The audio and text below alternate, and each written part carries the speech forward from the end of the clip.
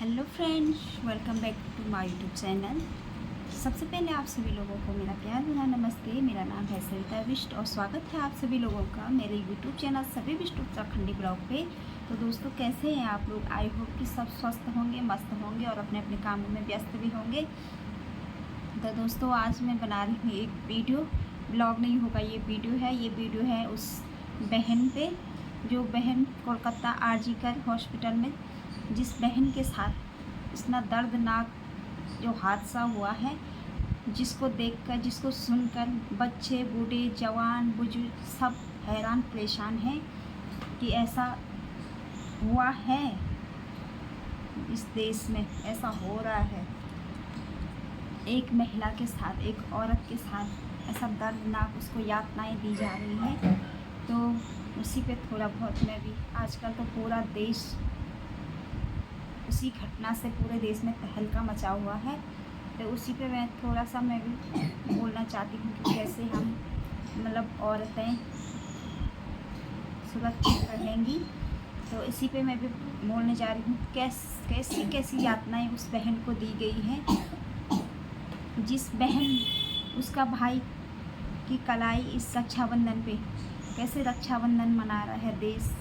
मनाना ही है सबने, जिसने जो दर्द नहीं देखा जिसके, तो उसने तो करना ही है, वो तो कौन समझेगा।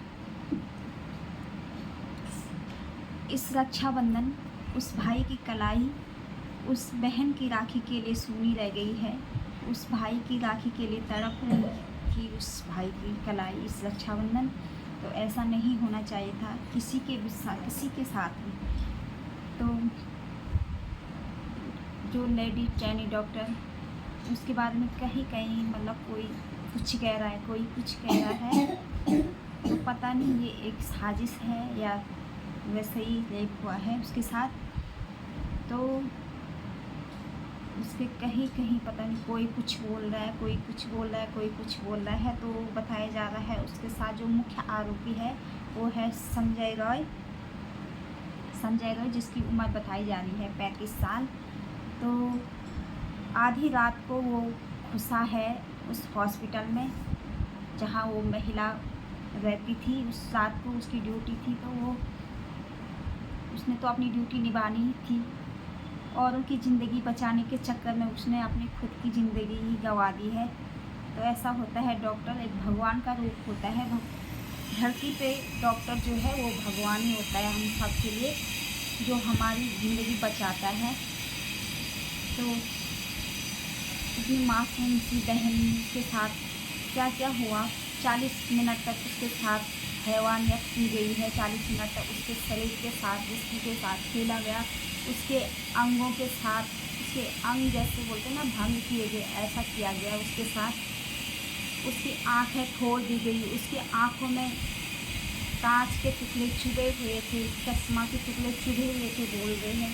उसकी आँखों से खून निकल रहा था, नाक से खून निकल रहा था, मुंह से खून निकल रहा था, नीचे प्राइवेट पार्ट जो होता है वहाँ से लगातार खून बह रहा था।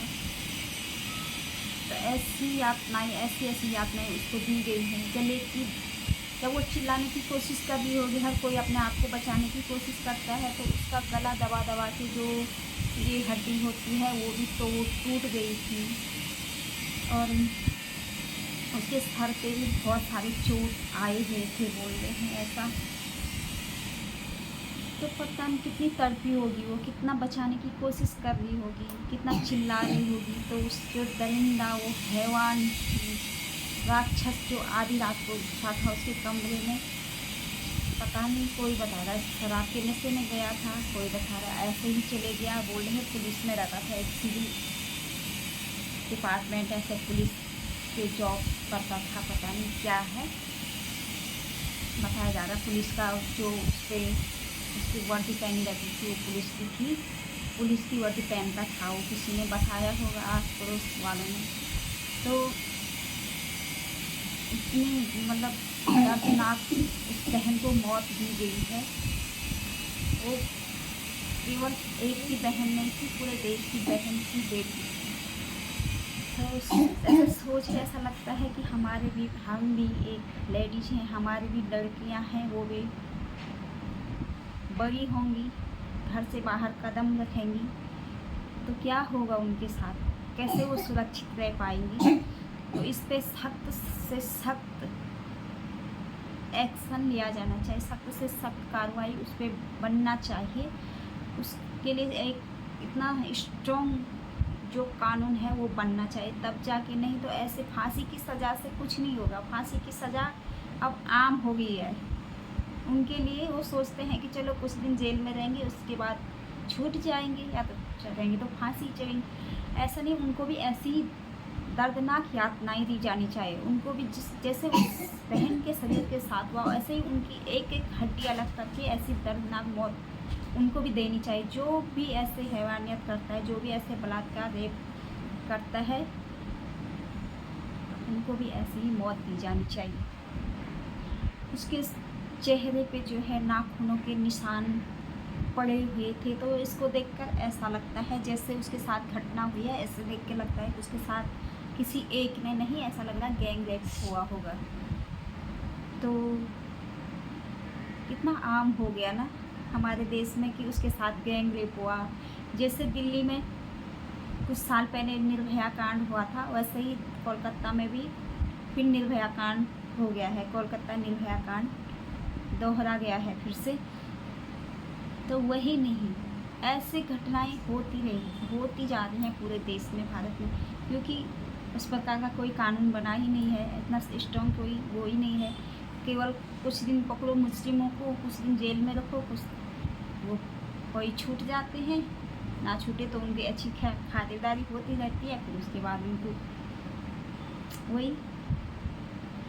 तो ऐसा नहीं होना चाहिए। उनको भी ऐसी दर्दनाक, उनकी भी हड्डी पसली मतलब सब कुछ अलग अलग बिखेर के उनको ऐसी दर्दनाक मौत देनी चाहिए। आसानी से मौत भी नहीं देनी चाहिए उनको, क्योंकि मरना तो एक दिन सब ने है। जिंदा मतलब अमर इस संसार में किसी ने नहीं रहना है, पर उनको आसानी से मौत भी नहीं मिलनी चाहिए। उनको इतनी दर्दनाक यातनाएं देके मौत होनी चाहिए उनकी। पूरे 40-45 मिनट तक उसके साथ मतलब बलात्कार होता रहा, उसके साथ मारा मारी ऐसा होता रहा। उसके बाद उसकी दोनों टांगों को पकड़ के ऐसा मतलब चीरा गया है। क्या क्या नहीं हुआ उस बहन के साथ, ऐसा सोच के ऐसा पूरी रूह काँप जाती है पूरे देश की। तो ऐसा बिल्कुल भी नहीं होना चाहिए किसी के साथ। इसके लिए स्ट्रॉन्ग का एक कानून बनना बहुत ही ज़रूरी है, तब जाके हमारा देश का भविष्य बनेगा। जब बेटियां नहीं रहेंगी तो देश ही कैसे चलेगा। बिना एक औरत के कुछ हो सकता है भला इस दुनिया में? तो जब औरत ही नहीं रहेगी तो देश कैसे आगे बढ़ेगा, कैसे दुनिया चलेगी। हमारी भी बेटियां हैं छोटी छोटी, वो भी बड़ी होंगी। हम भी तो छोटे से इतने बड़े हो गए। चलो हम ये हैं कि हाउस वाइफ हैं, घर से बाहर नहीं निकलते हैं वो, पर घर में भी कोई महिला सुरक्षित नहीं है। ऐसे हैवानी से कोई भी सुरक्षित नहीं है, चाहे घर में हो चाहे घर से बाहर हो। तो हम यही कहना चाहते हैं ऐसा नहीं होना चाहिए। दोबारा ऐसी निर्भया कांड सुनने को नहीं आना चाहिए। सरकार से मतलब यही निवेदन करते हैं कि इसके लिए कोई सख्त एक्शन होना चाहिए, और जिन्होंने भी उसके साथ ऐसा किया उनको जल्द से जल्द मौत की सज़ा देनी चाहिए, और उस बहन की आत्मा को शांति देना चाहिए। शांति मिले, भगवान से ये दुआ करते हैं, और उसको जल्द से जल्द उसके घर वालों को इंसाफ मिले। हम तो अभी गांव से बाहर हैं, दिल्ली में रह रहे हैं। चलो रूम पे पीटीएम पे हस्बैंड जी की ड्यूटी है तो हम उनके साथ में ही हैं। तो हम जब भी गांव में किसी को फ़ोन करते हैं, मम्मी सास ससुर जो भी हैं गांव के, तो वो सबसे पहले यही पूछते हैं कि क्या हो रहा है, ढंग से रहना है। मतलब ये होता है ना कि बाहर हैं तो मतलब ये होता, वो सबसे पहले यही बोलते हैं कि कैसे हैं, अपना ध्यान रखना है, चौकन्ना रहना है। ये नहीं कि किसी पे भी भरोसा नहीं करना है। ये वो बोलते हैं कि वो तो पता ही होगा आपको कि कोलकाता में क्या हुआ है। तो यही बोलते हैं कि सबसे पहले अपना ध्यान रखो, क्या हो रहा है, ऐसे मतलब बाहर मत जाया करो घर से, ये वो। तो घर से बाहर नहीं जाएंगे तो एक कमरे के अंदर क्या करेंगे इंसान, कैसे रहेंगे। तो आज के लिए इतना ही। बस हम ये चाहते हैं कि जल्द से जल्द इंसाफ मिले। तब तक आप लोग भी अपना ध्यान रखें, स्वस्थ रहें, मस्त रहें, अपनों का ध्यान रहें, सुरक्षित रखें। Bye bye.